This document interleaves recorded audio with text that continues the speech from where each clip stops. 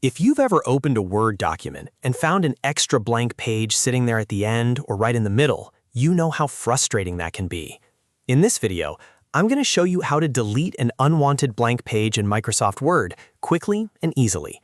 This is a simple fix, but it can save you a lot of time, especially when you're working on reports, assignments, resumes, or anything else that needs to look clean and professional.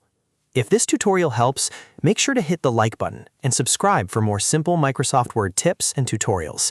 All right, let's get into it. First, open your document in Microsoft Word. Once your file is open, go up to the View tab at the top of the screen.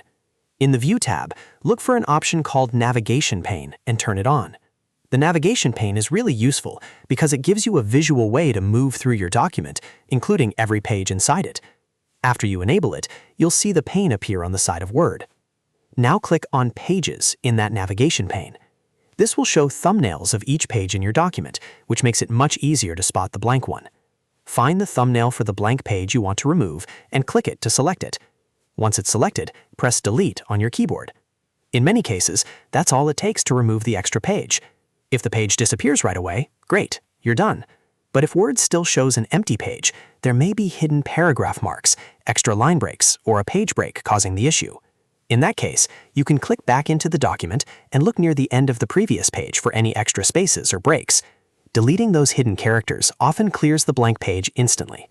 Another helpful tip is to turn on formatting marks if needed, so you can actually see what's creating the extra page.